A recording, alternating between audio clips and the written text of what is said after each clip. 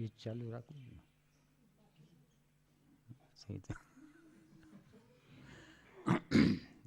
ને જેટલું લંબાવાય એટલું લંબાવાય.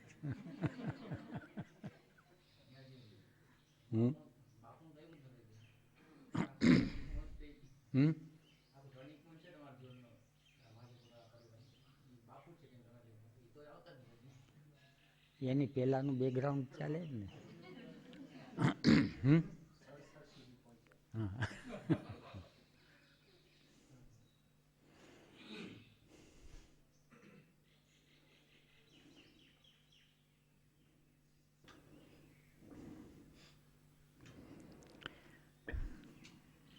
થોડીક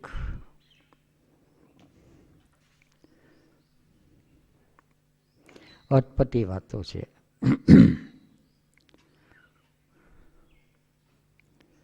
અટપટી વાતો એ અર્થમાં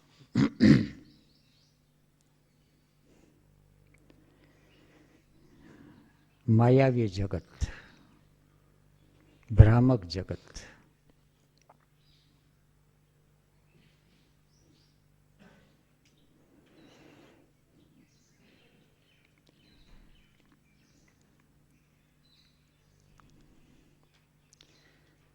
માયાવી જગત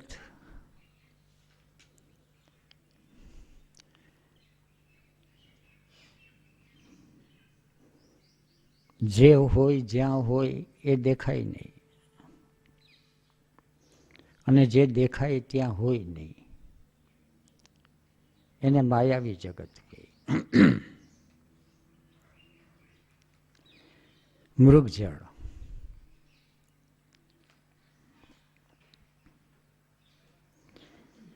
મૃગજળ જ્યાં પાણી નથી ત્યાં પાણી દેખાય છે, અને રેતી ઉપર સૂર્યનો પ્રકાશ પડે છે. એ પ્રકાશ દેખાતો નથી, રેતી દેખાતી નથી, અને પાણી દેખાય છે.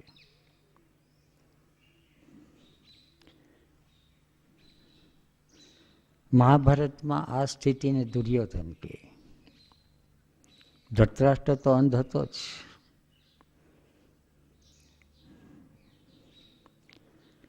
સંસારી જીવ એના ભીતરમાં રહેલી અવિદ્યાથી ભરપૂર જે સત્તા છે એ ધૃતરાષ્ટ્ર છે. Identification with body, mind, senses, total identification. એટલું જ નહીં,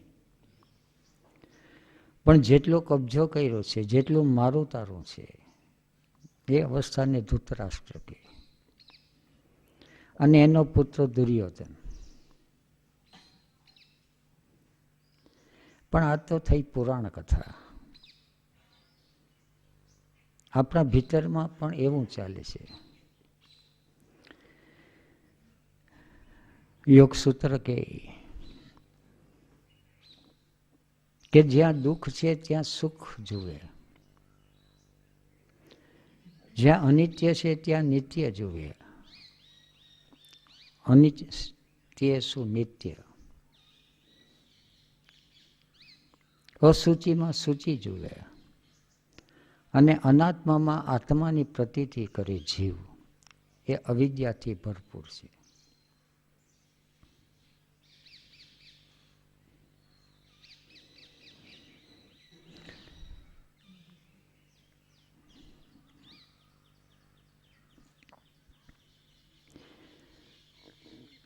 પૂર્વજન્મ છે કે કેમ,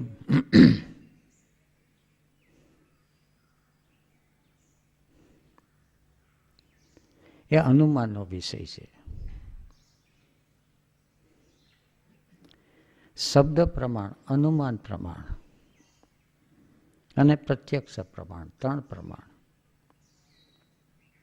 ગીતાની અંદર પુનરાવૃત્તિ અને પુનર્જન્મ એવા શબ્દ આવે છે, અને ગીતા છે એ શબ્દ પ્રમાણ છે.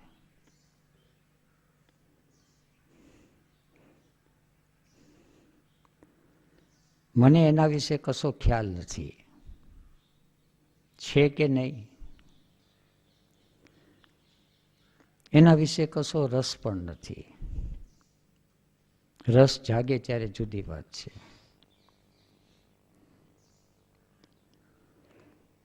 પુનર્જન્મ ક્યાં ને કેવો થાય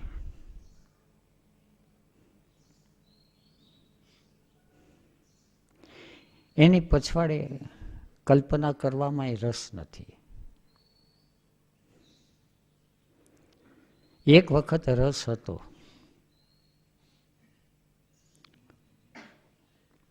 ઓશો મળ્યા પહેલા 1967 પહેલા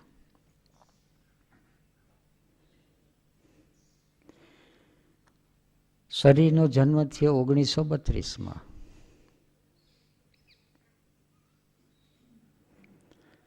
અને 35 વર્ષ સુધી શરીરનું ગાઈડિંગ ફેક્ટર હતું કન્ડિશન માઇન્ડ.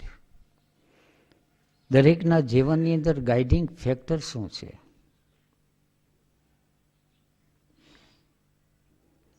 ગાઈડિંગ ફેક્ટર કેને આધારે જીવન વિતાવીએ છીએ? યાત્રા થાય છે એ ભીતર થાય છે, બહાર નથી થતી. અને ભીતરની યાત્રા સંસારી માણસો જોઈ ન શકતા હોય, એ તો બહારની ક્રિયાઓ જુએ.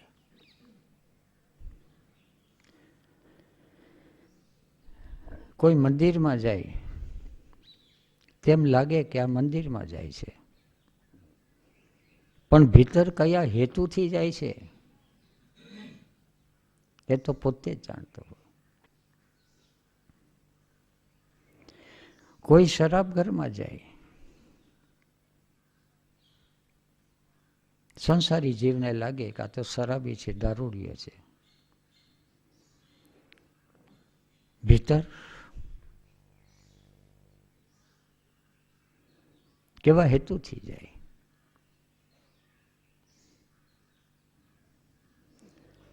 અને જે કંઈ પરિણામ આવે છે એ કર્મના નિયમ પ્રમાણે જ આવે છે.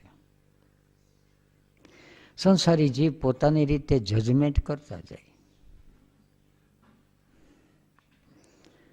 કે આ વ્યક્તિએ સંન્યાસ લીધો છે માટે એને ધ્યાન તરફ, એને પ્રેમ તરફ, ભક્તિ તરફ, જાગૃતિ તરફ એનું લક્ષ્ય હોય પણ અને ન પણ હોય. અને કોઈ સંસારી છે, પત્ની છે, બાળકો છે, પતિ છે, બહારથી લાગે કે આ ફસાઈ ગયેલો જીવ છે. પૈસો, ટકો, ઇન્દ્રિયના વિષય ભોગો અને બનવા જોગ છે, એની યાત્રા ચાલુ હોય.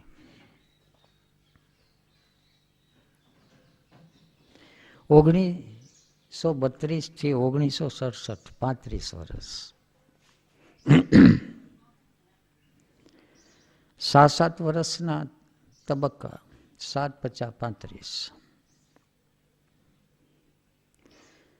એમાં બાલ્યાવસ્થા અને યુવાવસ્થા બે અવસ્થા આવી ગઈ. પણ બે અવસ્થાનું ગાઈડિંગ ફેક્ટર હતું કન્ડિશન માઇન્ડ. કન્ડિશન માઇન્ડ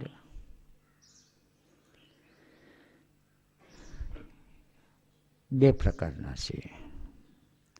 એક કન્ડિશન માઇન્ડ ઇવોલ્યુશનને માટે સહયોગી થાય, આપણે ત્યાંને સંસ્કાર કહીએ. અને એક કન્ડિશન માઇન્ડ છે એ ઇન્વોલ્યુશનને માટે સહયોગી થાય. કુદરતી રીતે કન્ડિશન માઇન્ડ હતું, આપણે ત્યાં એને સંસ્કાર કહીએ.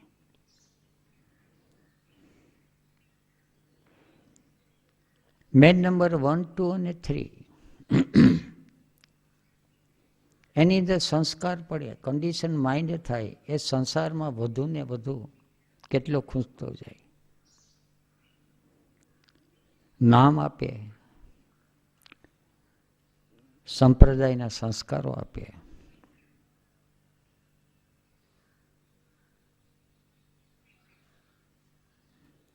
શિક્ષણ આપે અને લક્ષ્ય આપે. નાના છોકરાને નામ આપે, એને લક્ષ્ય આપે કે પૈસો કમાવાનો છે, મોટું ડૉક્ટર થવાનું છે, એન્જિનિયર થવાનું છે. દેહ અને અહમ ના લક્ષ્ય જે આપે, મોટો થવાનો છે, એ રીતે એને કન્ડિશન નથી. સિકંદરને કન્ડિશન થઈ ગયેલો કે વિશ્વ વિજેતા થવું છે. નેપોલિયનને થઈ ગયું. અને જે લોકોને શરીરના સ્તર ઉપર, ઇન્દ્રિયોના સ્તર ઉપર, અહંકારના સ્તર ઉપર કન્ડિશન થયું છે, કન્ડિશન થાય. પ્રકૃતિ એને સહયોગ આપે. નાનું બાળક છે, મન થાય, માતા પિતા એને સહયોગ આપે. પણ નાનું બાળક છે, જ્યારે જીદ કરે પછી એને શિક્ષા કરે.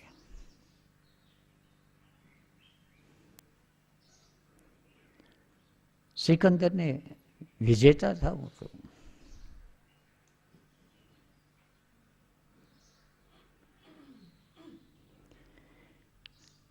યુરોપ ખંડની અંદર જ્યાં જ્યાં નજર પડે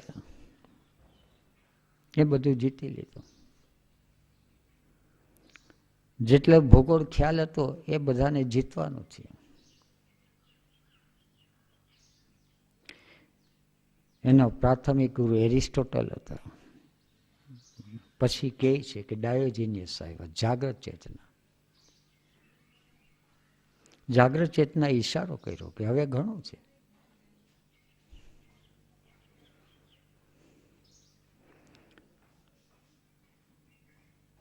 બંને વચ્ચે વાર્તાલાપે થાય છે. પણ કહે છે કે એકવાર તો મારે વિશ્વ વિજેતા થવું જ છે. પાછું એને કહે છે કે વિશ્વ વિજેતા થયા પછી શું કરવું છે? પછી તો કંઈ બાકી નહીં રહે. ત્યારે કહે છે પછી હું આપના ચરણમાં આવીને બેસી જઈશ. ડાયોજનિયસ કહે છે આવતીકાલની, આવતી ક્ષણની તો ખબર નથી. અત્યારે શું વાંધો છે? જો બેસી જ જવું છે તો અત્યારે સમસ્યા શું છે? તો કે એક વાર તો આ પૂરું કરી આવું. આને જીદ કહે. અને પ્રકૃતિ કોઈની જીદને પોષતી નથી. પછી એ રાજ્ય હોય, સમ્રાટ હોય, શહેનશાહ હોય કે સામાન્ય માણસ હોય. જીદ છે એ પ્રકૃતિની સામેનો ગુનો છે. પણ સંસારી જીવ છે એને ખ્યાલ નથી કે જીદ કોને કહેવાય. એ વિવેક નથી. સંકલ્પ શક્તિ અને આગ્રહ, હઠાગ્રહ, આ બંને વચ્ચે એક ભેદ છે.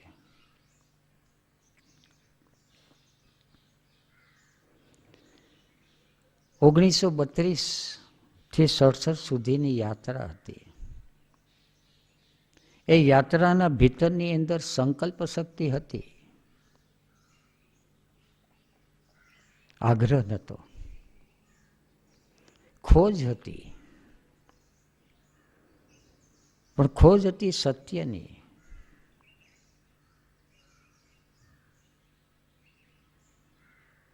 પૂર્વજન્મના સંસ્કાર જે હોય તે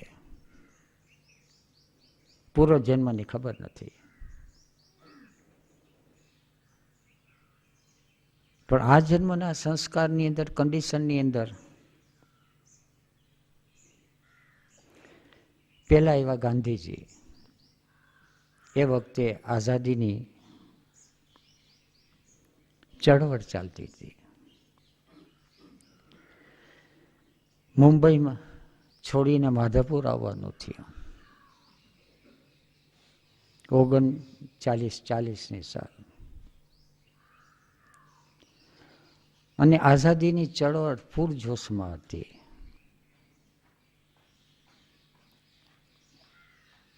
તો 1942ની અંદર હિન્દ છોડો. ઉંમર ત્યારે નાની. હિન્દ છોડે કે ન છોડે એ સવાલ નહોતો, નિશાળ છોડી દીધી.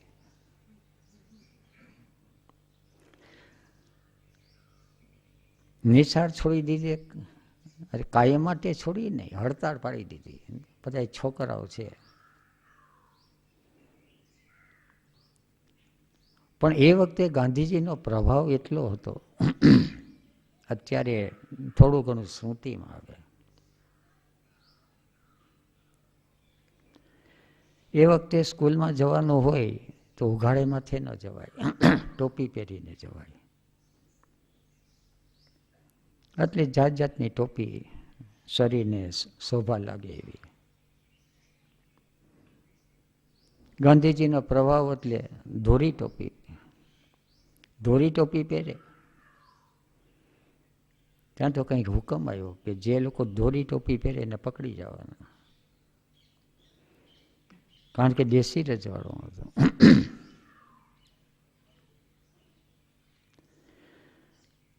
પછી તો એક આત્મા થોડો વિદ્રોહી પણ ખરો. આત્મા એટલે અસલ આત્મા નહીં, સાદો આત્મા. સંસારી માણસો જે કે કન્ડિશન માઇન્ડનો આત્મા. એક બાજુ અંદરથી વિદ્રોહી અને બીજી બાજુ બધો ભય અનેક પ્રકારનો. આવી હાલત હતી ભીતરની.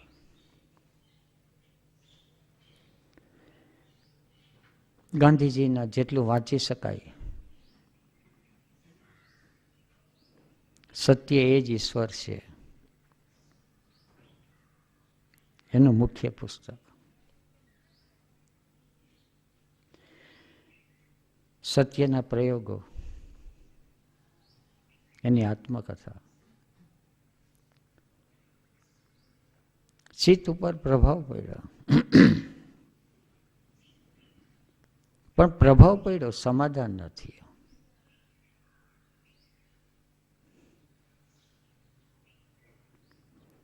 અને અનેક રીતે ઇન્દ્રિયના વિષયોના ગુલામ ન થાય, વ્યસનની મુક્તિ. સેક્સના વિષયની અંદર બને એટલું બ્રહ્મચર્ય. થિંકિંગની અંદર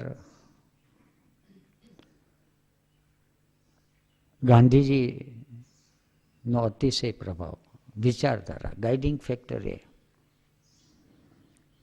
એટલે ઇન્સ્ટિંગ સેન્ટરની અંદર ચા, બીડી, પાન કે કોઈ પણ પ્રકારનો એનો પ્રભાવ નથી. મૂવિંગ સેન્ટર ઉપર શરીરને બરાબર કરવું, વ્યાયામ, પ્રવૃત્તિ.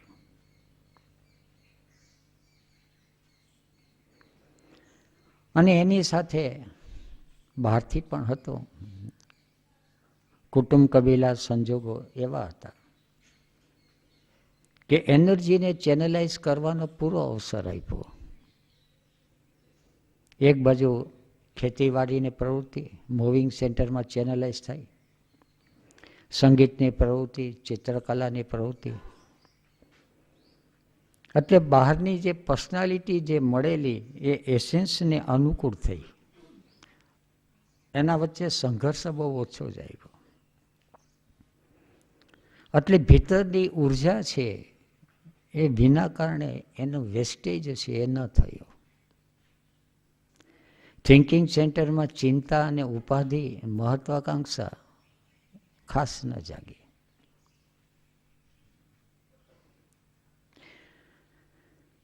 ઇમોશન સેન્ટરની અંદર હાલત હતી જરા જુદી હતી. ઇમોશન સેન્ટરની અંદર સગાવાલા, સગા સ્નેહીઓ એનો વ્યવહાર અને એનો દંભ એ જોઈ અને એના પ્રત્યે ઉપેક્ષા વૃત્તિ જાગે. બને ત્યાં સુધી સંસાર અને સંસાર વ્યવહારના સગાવાલા પ્રત્યે મનથી તો ન જાય, અવસર મળે તો ત્યાંથી કદાચ ભાગી જવાની વૃત્તિ થાય. દંભ સહન નહોતો થતો.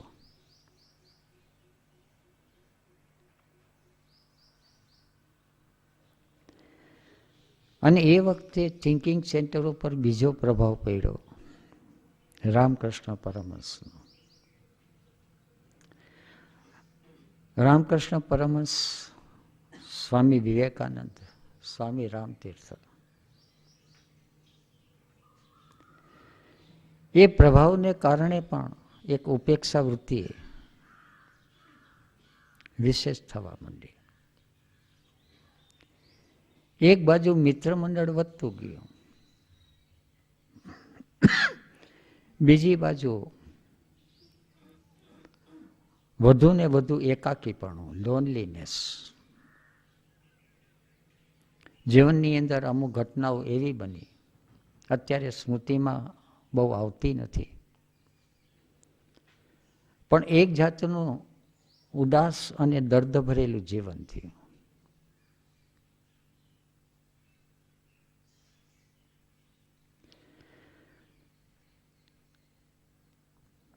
ઇન્સ્ટિંક્ટ મૂવિંગ સેક્સ સેન્ટર બને એટલો જુદા જુદા પ્રયોગો કરી અને બ્રહ્મચર્યને લક્ષ્ય રાખ્યું. એમાં પ્રભાવ પડ્યો ટોલ્સ્ટોયનો સ્ત્રી અને પુરુષનો ગ્રંથ, ત્યારે કરશું શું.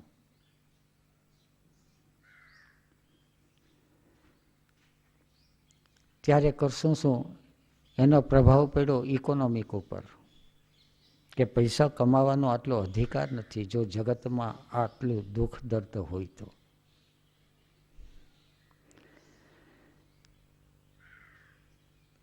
સુખ મેળવવાની વૃત્તિ ખરી, પણ લોભ વૃત્તિ ઓછી. પૈસા પ્રત્યેનો મોહ ઓછો થયો, પણ એ સમજ કરતા પ્રભાવ વધારે હતો.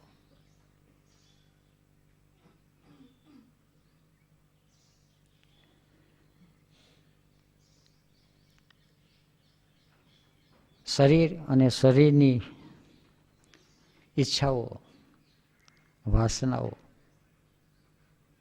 એ ધીરે ધીરે ખ્યાલમાં આવી. અને પછી કમજોરીનો ખ્યાલ આવ્યો કે સેક્સ એનર્જીની સાથે કામ લેવું અતિશય મુશ્કેલ છે. વ્રત કરે, જપ કરે, ઉપવાસ કરે,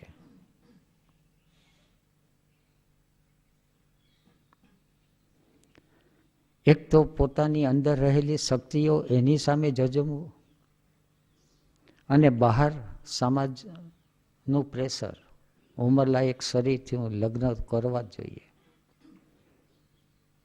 બંનેની સામે જીક ઝીલવાની અંદર એટલું એસેન્સ નહોતું, એટલી તાકાત નથી.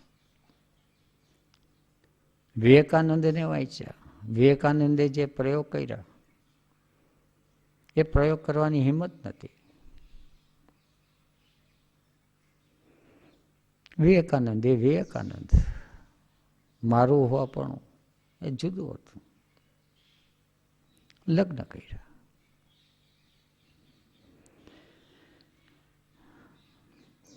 બાળ બચ્ચા છે, સંતાનો છે, પણ એ બધાની પછવાડે ગાઈડિંગ ફેક્ટર હતો કન્ડિશન માઇન્ડ. અને કન્ડિશન માઇન્ડનું ગાઈડિંગ ફેક્ટર, પણ કન્ડિશન માઇન્ડ આવા પ્રકારનું હતું.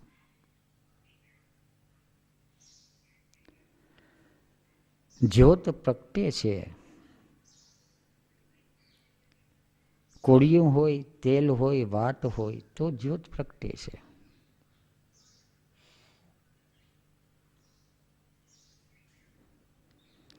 પણ કોળિયાને ઠેકાણે પથ્થરો હોય, તો તેલ ક્યાં નાખવું, વાત ક્યાં નાખવી, પ્રગટે ક્યાંથી? કોળિયું છે અને પથ્થરો છે, બે માટીના છે, ઢેફું છે. પણ કોળિયાની અંદર અને પથ્થરમાં ફેર એટલો છે, માટીના ઢેફામાં, કે કોળિયું છે એ તેલને રાખી શકે છે, એસેન્સને, અને ઢેફું છે એના ઉપર તેલ નાખે તો ઢોરાઈ જાય. અંદરનો અહંકાર છે એ રિસેપ્ટિવ હતો, કોમ્પ્લિમેન્ટરી ટુ ધ એસેન્સ. જ્યોત નથી પ્રગટી, પણ જ્યોત માટેની સામગ્રી છે એ ધીરે ધીરે એકઠી થવા માંડી.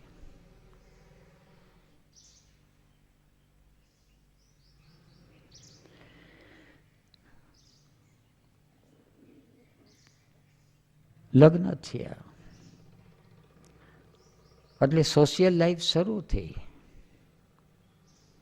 સગાવાલાથી દૂર ભાગવાનું હતું, ઉપેક્ષા વૃત્તિ હતી. એ ઉપેક્ષા વૃત્તિ ભીતરમાં ચાલુ રહી, છતાં સામે આ હકીકત હતી, જવાબદારી હતી.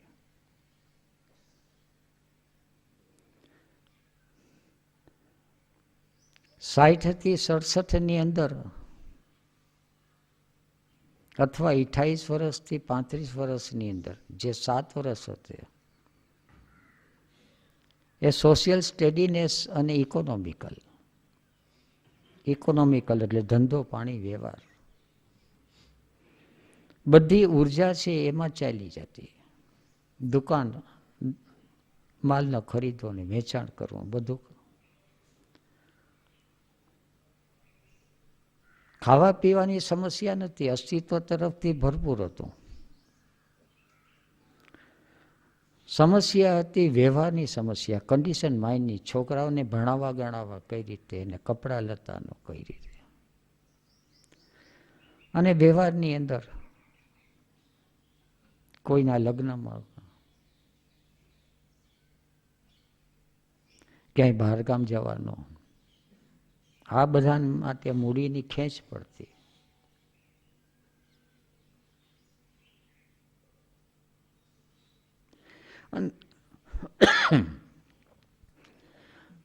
અને જીવનનું લક્ષ્ય, એનો પ્રભાવ દેખાણો, લક્ષ્ય નક્કી નથી. ગાંધીજીનો પ્રભાવ આવ્યો પણ અંદર સમાધાન નથી. પરમહંસ દેવને વાંચ્યા, બીજું શું? વિવેકાનંદજીને, ટોલ્સ્ટોયને, એનો પ્રભાવ પ્રમાણે જીવન નો આચરણ પણ થયેલું, પણ શાંતિ અને સમાધાન ના આપ્યા. પણ અંદર હૃદય હતું, ઇમોશન સેન્ટર હતું, એ રિસેપ્ટિવ હતું, કોળિયા જેવું. એને સત્ય જાણવું હતું અથવા સત્યને પામવું હતું. માત્ર માહિતીની સાથે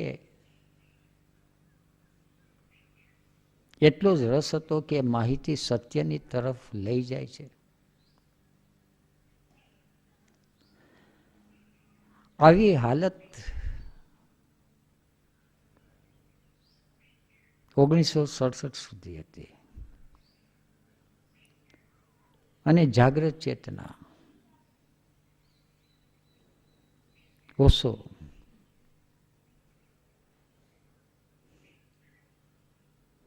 શારદાગ્રામ સુધી આવ્યા, અહીંથી 20 કિલોમીટર દૂર. અહીંથી જવાનું થયું શારદાગ્રામ.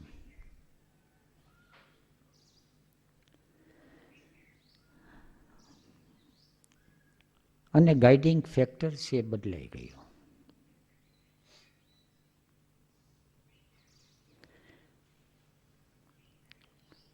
સમસ્ત એનર્જી, બધી ઉર્જા, થિંકિંગ, ઇમોશન, ઇન્સ્ટિંક્ટ, મૂવિંગ અને સેક્સ, બધી ઉર્જા જે કન્ડિશન માઇન્ડમાં વેરવિખેર હતી. વેરવિખેર એટલે એનું ઇન્ટિગ્રેશન હતું. સંગીતની અંદર હોય તો ક્યારેક એમ થઈ જાય કે સંગીત વિશારદ થવું છે. ચિત્રકલા હોય તો એમ થઈ જાય કે કોઈ મોટા ચિત્રની. વાંચનનું હોય ત્યારે એમ થઈ જાય કે આ સાહિત્યકાર. વાંચનનો શોખ હતો, ગુજરાતી પૂરતું જ, બહુ અભ્યાસ નહોતો.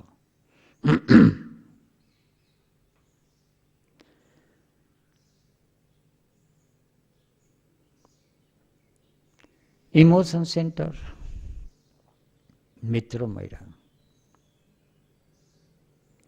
ઇન્સ્ટિંગ, મૂવિંગ અને સેક્સ સેન્ટર છે, ગ્રસ્ત જીવન હતું. પણ બધી ઉર્જા છે વેરવિખેર હતી, જુદા જુદા ક્ષેત્રમાં. મૂડી જેમ વેડફાઈ જતી હોય એ રીતે વેડફાઈ જતી હતી. ઓશો આવ્યા પછી જીવનનું લક્ષ્ય બંધાણું. લક્ષ્ય બંધાણું, ઓશોને જોયા એટલે ઊંડે ઊંડે એક જ અંદરનો સંસ્કાર કહીએ કે અભિપ્સા કહીએ કે આની જે સ્થિતિ છે એવી સ્થિતિ કઈ રીતે પ્રાપ્ત થાય.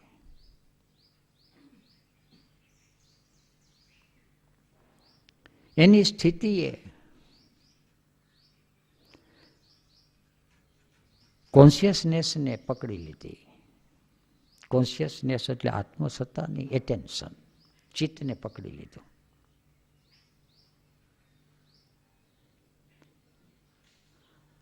અને બધી એક્ટિવિટી હતી,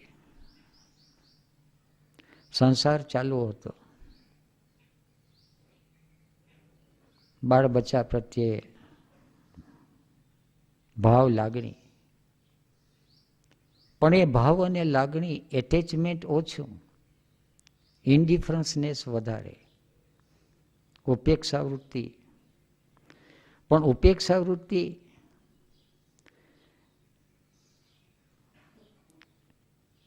એક શુષ્ક નહીં, ભાવથી ભરપૂર. પણ ઇન્વોલ્વમેન્ટ બહુ ઓછું. બાળકો છે એની રીતે મોટા થાય, ગમે તે થાય. પત્ની છે તો એની રીતે સુખી થાય, જરૂર પૂરતો જ એની અંદર એટેન્શન પરોવા જેવું.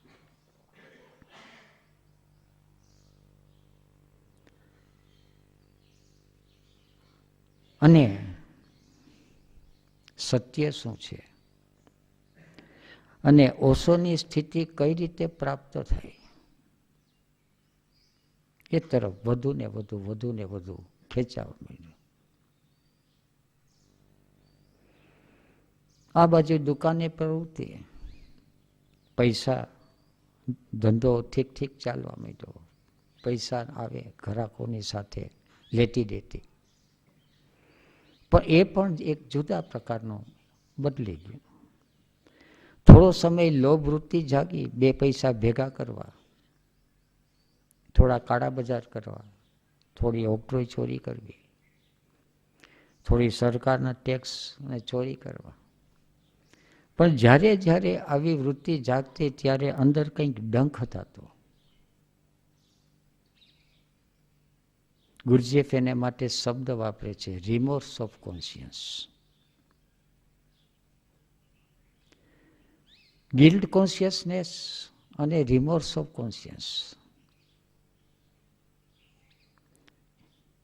એ બંને વચ્ચે એક જબરજસ્ત ભેદ છે.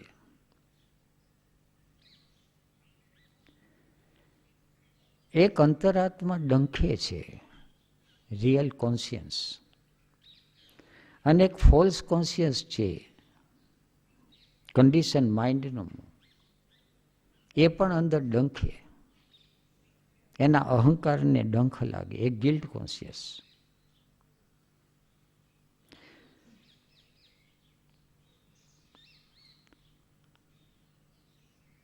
અંદર કંઈક ડંખતું હતું.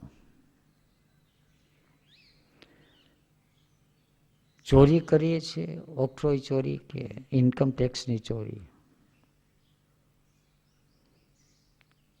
તે બરાબર છે, સાચું છે કે ખોટું છે? જોઈએ છે તો સત્ય જ. એક સ્ત્રી તરફ નજર જાય છે, એ નજર જાય છે સાચી છે કે ખોટી છે? નજર હું મોકલતો નથી અને નજર ખેંચાઈ જાય છે. સાચું શું?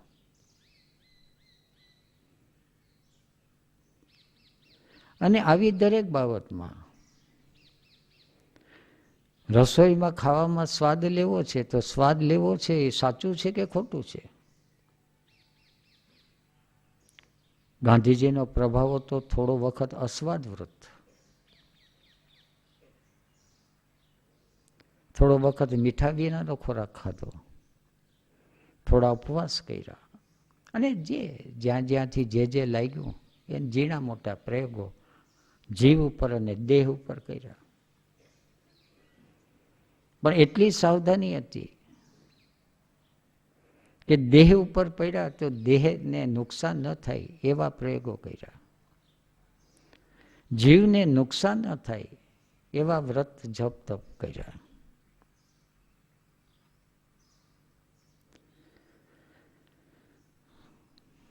ઓશો આવી ગયા અથવા એને બોલાવી લીધો. ઘટના છે રહસ્યમય ઘટે. 1967 થી 1974 સુધી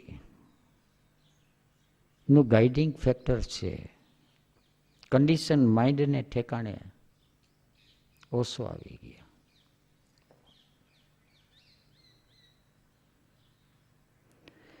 પણ ઓશો આવી ગયા એનો અર્થ સંસારી જીવ કદાચ ન સમજી શકે. જે ઠેકાણે ગાંધીજી હતા, વિવેકાનંદ હતા, રામકૃષ્ણ હતા, ટોલ્સ્ટોય હતા, ને એવા બીજા ઘણા બધા સ્મૃતિમાં નથી.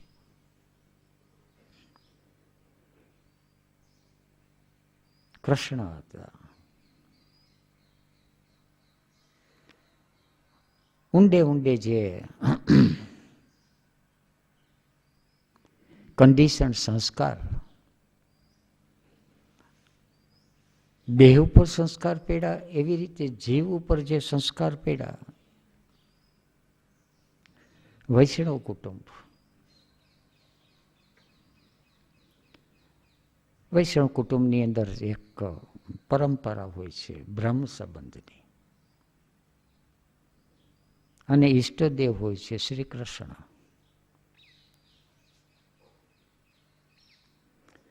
આ બાજુ ઈષ્ટદેવ શ્રી કૃષ્ણ અને બ્રહ્મ સંબંધ, પણ એ કન્ડિશન માઇન્ડ ઉપર. અંદરનું એટેન્શન જે ખેંચાય એ શિવ પ્રત્યે, શંકર પ્રત્યે. અને માધવપુર ગામમાં બે સુવિધા હતી, એક બાજુ માધવરાયનું મંદિર અને એક બાજુ નીલકંઠનું મંદિર. એટલે દિવસ દરમિયાન માધવ મંદિરમાં પ્રવૃત્તિ થાય અને રાતના શિવ મંદિરમાં પ્રવૃત્તિ થાય. પણ એ બંનેને મેળ ક્યાં થાય એ વખતે ખબર નથી. પણ આ બે પ્રવૃત્તિ ચાલુ હતી. પણ ફરીથી કહું કે એક ક્ષેત્ર હતું કન્ડિશન માઇન્ડનું, એ બધાને ઠેકાણે ઓશો આવી ગયા. ઓશોનું એક એક સાહિત્ય વાંચાતો ગયો કૃષ્ણ મેરી દ્રષ્ટિ મેં. 1967 એના દર્શન થયા. અને પછી તો જીવનનું એક લક્ષ્ય થઈ ગયું કે આ સ્થિતિ છે અને એને કંઈક જાણ્યું છે. ગાંધીજીએ સત્યના પ્રયોગો કર્યા હતા, સત્ય પામી નતા શક્યા અને ખુલ્લું હતું એનું.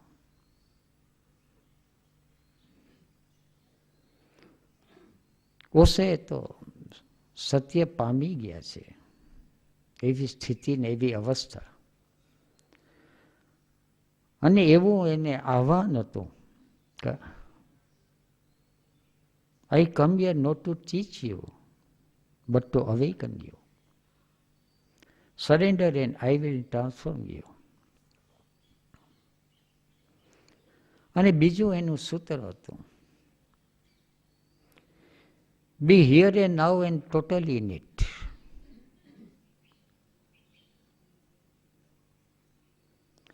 ઓગણીસો 67 પછી મંત્ર, તંત્ર, જ્યોતિષ, અકલ્ટ સાયન્સ, કન્ડિશન માઇન્ડ જ્યાં સુધી હતું ત્યાં સુધી એ બધામાં રસ હતો. કોઈ કે ભવિષ્ય જાણવું હોય તો હસ્તરેખાથી, એટલે પામિસ્ટ્રીનો સ્ટડી કર્યો.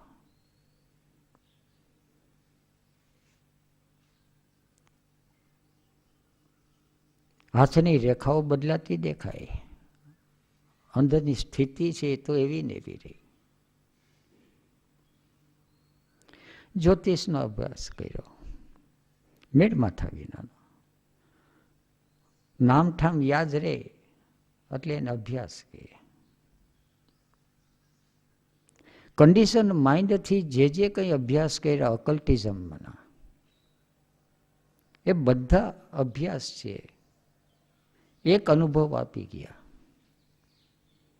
કે કન્ડિશન માઇન્ડથી જે કંઈ અભ્યાસ કરે છે એ અભ્યાસ ખોટો છે, વ્યર્થ છે. અને આ અનુભવ સાચો હતો. જ્યારે હીરાનો ધંધો કરવાનો હોય છે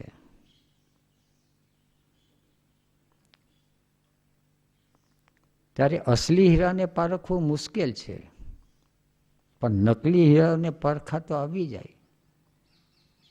એ પણ બહુ મોટો અનુભવ છે. 67 પછી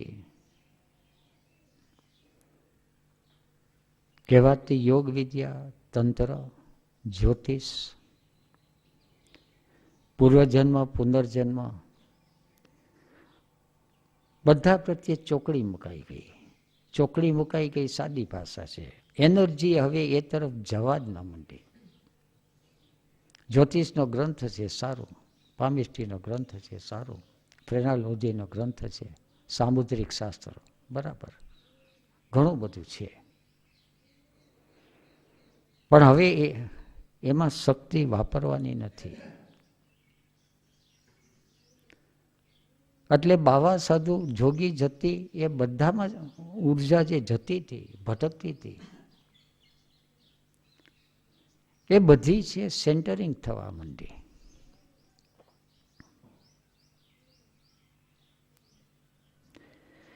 ખોટો ખર્ચો છે બંધ થઈ ગયો એટલે ઘરની અંદર આવક વધવા માંડી. અને એની પ્રતીતિ અંદરની અંદર થવા માંડી. એક બાજુ વ્યવહારિક જગતની અંદર દુકાન અને દુકાનનો ધંધો, અને બીજી બાજુ સાધનાકીય જગતની અંદર શિબિરો. ક્યાંય હરવા ફરવા જાવું કે આ કે તે કે એ નહીં, જ્યાં પણ ઓશોની શિબિર લાગે એ શિબિરમાં જવાનું. એક બાજુ દુકાનનું પ્રેશર આવે અને બીજી બાજુ શિબિરનું આકર્ષણ આવે.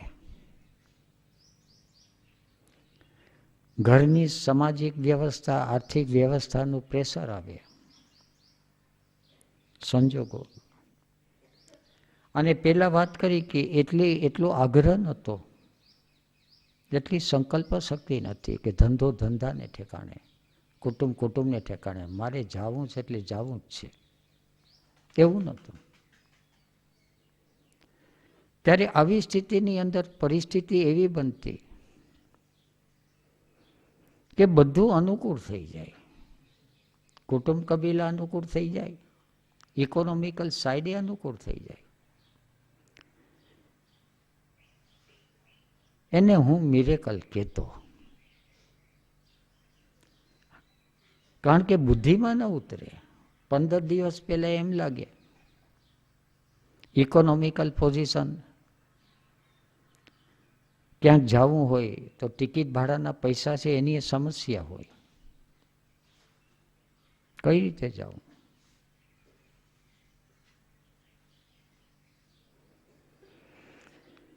ત્યાં કોક આવીને સંગી સાથી તરીકે ક્યાંકથી કે એવો માલ વેચાઈ જાય તો ઘર સંસાર વ્યવહારને ટિકિટ ભાડાના પૈસા પૂરતું મળી જાય.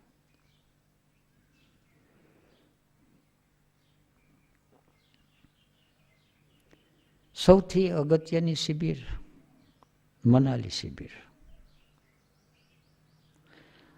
1967, 68 અને 69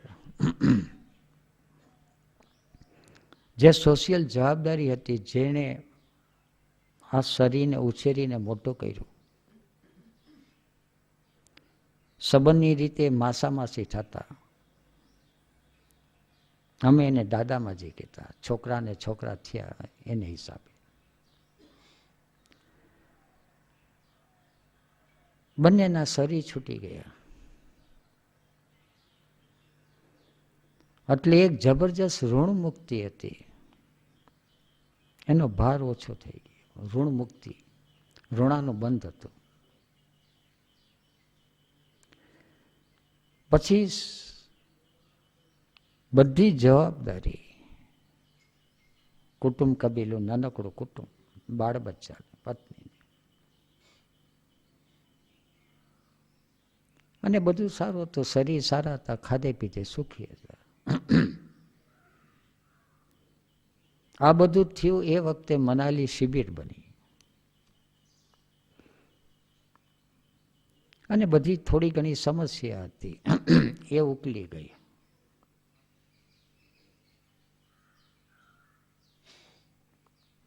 અને એ શિબિર હતી કૃષ્ણ મેરી દ્રષ્ટિ મેં.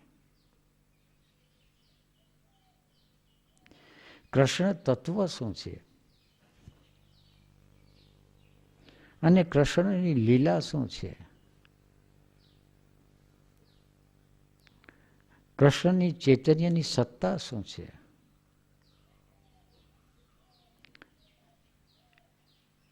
કૃષ્ણની ભક્તિ કરેલી માધવરાય મંદિરની અંદર. માધવરાય કૃષ્ણનું એક સ્વરૂપ. આ ધરતી છે કૃષ્ણની ભૂમિ છે. કે છે પૌરાણિક કથાઓ કે કૃષ્ણ રૂક્ષ્મણીના વિવાહ અહીંયા થતા, અને કૃષ્ણ રૂક્ષ્મણીના વિવાહ દર સાલ અમે ઉજવતા મેળા ઉત્સવ સમિતિ કરીને અનેક રીતે. પણ આ તો બધું હતું બહારની ક્રિયા હતી. કૃષ્ણ તત્વ શું છે એ મનાલી શિબિરની અંદર અહેસાસ થયો.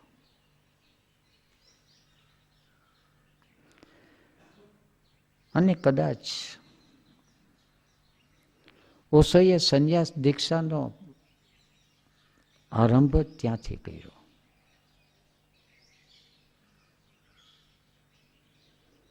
અંદર એક પ્યાસ જાગી, સંન્યાસ દીક્ષા તો લેવી છે, પણ એની સામે પેસી ફોર્સ, અવરોધક બળ ઘણા બધા.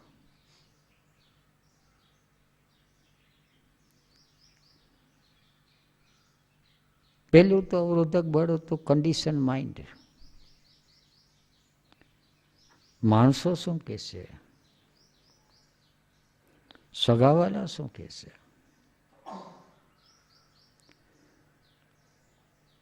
અને બીજી બાજુ હતું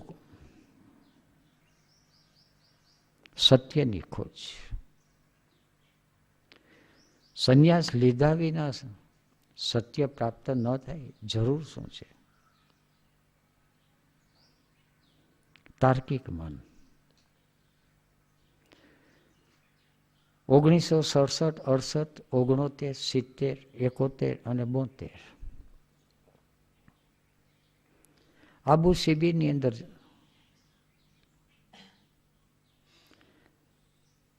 આ બાજુ સંન્યાસીઓ ધીરે ધીરે વધતા ગયા.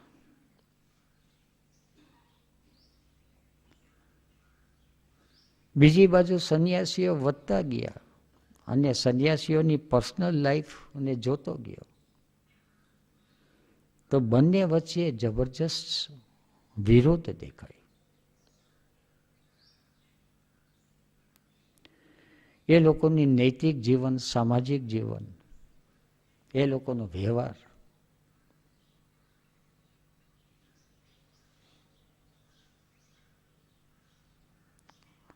બહુ સમસ્યા થઈ, બહુ સંઘર્ષ થયો.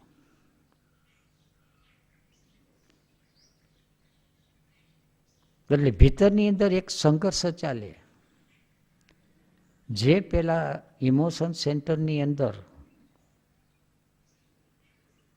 કાળા બજાર અને ધોળા બજારનો સંઘર્ષ ચાલતો હતો, નીતિ અને અનીતિનો સંઘર્ષ ચાલતો હતો, એને ઠેકાણે એક જુદા પ્રકારનો સંઘર્ષ શરૂ થયો. ઓશો અને ઓશો સંન્યાસી. ઓશોની સ્થિતિ જોઈને થાય કે આ એક માત્ર સ્થિતિ છે, અને સંન્યાસીઓની સ્થિતિ જોઈ અને એમ થઈ જાય કે આ માર્ગે તો જવાય નહીં.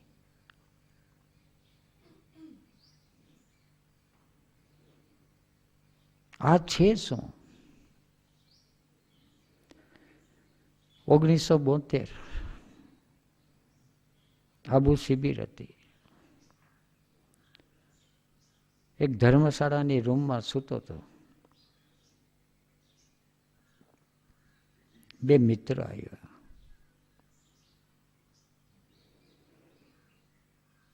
મેં કે અમે તમને લેવા આવ્યા છે.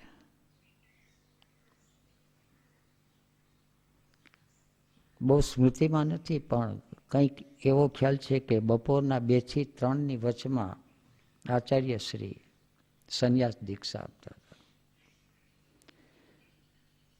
સંન્યાસ દીક્ષાની અંદર પેલા ફોર્મ ભરવાનું હોય અને પછી એ લોકો વ્યવસ્થા કરે એટલે લાઈનની અંદર ઊભી જવાનું હોય. આચાર્ય શ્રી રૂમની અંદર હોય. આવી વ્યવસ્થા હતી.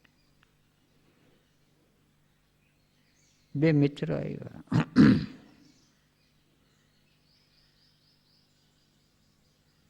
મેં કીધું, મેં એટલે મારો કન્ડિશન માઇન્ડનો અહમ,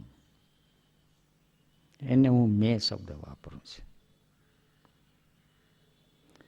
એને કીધું કે મારે સંન્યાસ લેવો નથી.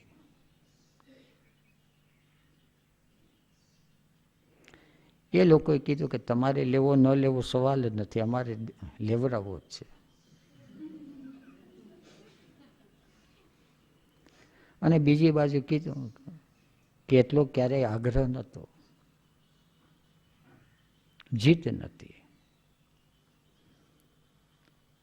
અને બહારની પરિસ્થિતિ જોઈ, 2 જણા તગડા હતા.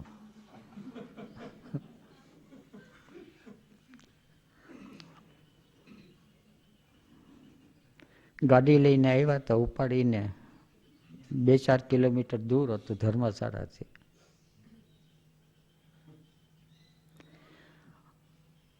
અસ્તિત્વ રહસ્યમય છે.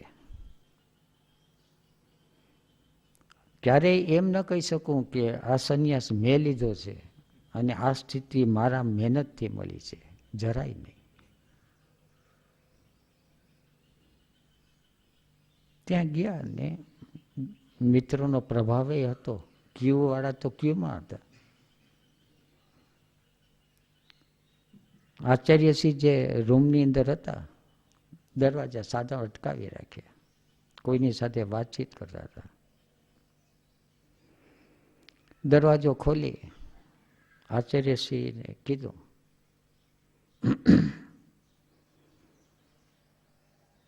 કે આ ભાઈ આવ્યા છે એને સંન્યાસ આપી દો. વ્યવહાર એ વખતે બહુ મજાનો મીઠો વ્યવહાર હતો. અને બીજું કંઈ કરી શકે એમ હતું નહીં. આમ પણ એક તો આચાર્યશ્રીની સામે તો કંઈ ન થાય, પણ આ લોકો સામે કંઈ થઈ શકે એમ નથી. બધી રીતે કમજોર હતો. બેસી ગયો. એ વખતે સંન્યાસ દીક્ષાના બે પ્રકાર હતા. બે પ્રકાર. પહેલા તો એક જ પ્રકાર હતો, સંન્યાસ દીક્ષા લઈ અને ભગવા પહેરવા. અને આચાર્યશ્રી જે માળા આપે એ માળા પહેરવાની. અને માળા પહેરવાની નહીં, એનું લોકેટ ને માળા બધું બહાર રાખવું. માસ્ટરની જગાડવાની રીતો છે એ જુદા જુદા પ્રકારની હોય. એ વખતે એ હતો. પછી થોડા માસ્ટર ગુરુ છે થોડા કૂણા પડ્યા આપણી દ્રષ્ટિએ. ભગવા લુગડાની પહેરવાની દરેકની હિંમત નથી, પણ યાત્રા કરવાની પ્યાસ હતી. એવાને માટે ભગવા લુગડાને બદલે સફેદ લુગડા. સફેદ લુગડા પહેરે એને સાધુ અને ભગવા લુગડા પહેરે એને સ્વામી. આચાર્યશ્રીએ પૂછ્યું,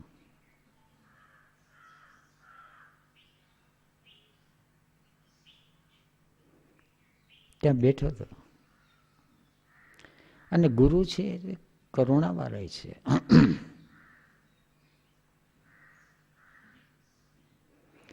એને પૂછ્યું કે ક્યાં ઈરાદા હૈ, કારણ કે આ લોકો ઉપાડીને લાવ્યા એટલે કન્યાને માંડવે બેસાડે અને એની ઈચ્છા ન હોય તો હસ્તમેળા કેમ થાય?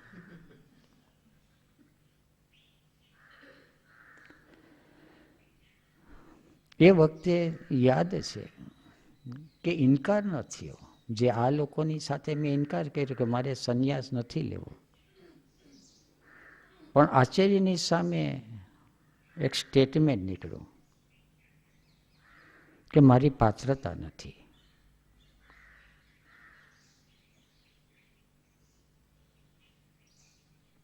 તરત જ આચાર્યશ્રીએ કીધું કે ઉસકી ફિક્ર તું છોડ દે, किस रूप में संन्यास लेना है. પાછું કીધું કે સાધુ તરીકે. હિંમત તો હતી નહીં ભગવા લુગડા પહેરવાની. ગામમાં ધંધો કેમ કરવો? લોહી પી જાય બધા.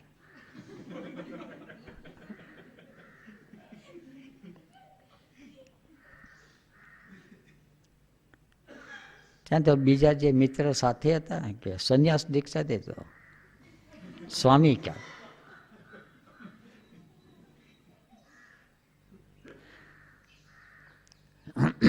સીધું સર્ટિફિકેટ આપે સ્વામી બ્રહ્મ વેદાંત.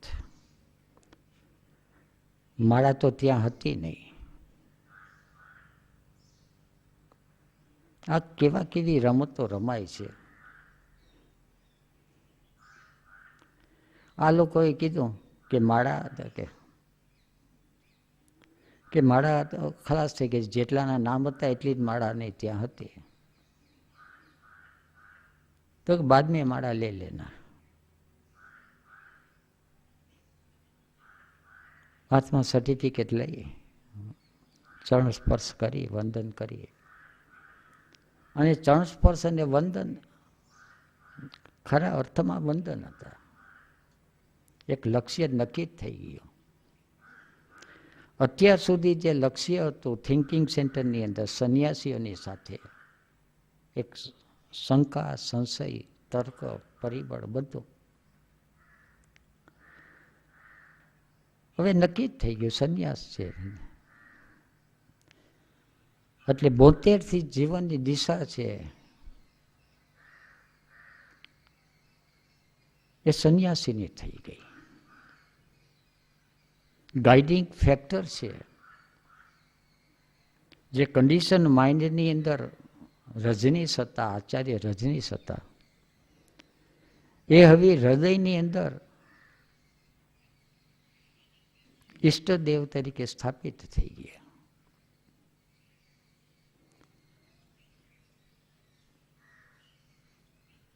બોતેર, 73 અને 1974 ને 1 નવેમ્બર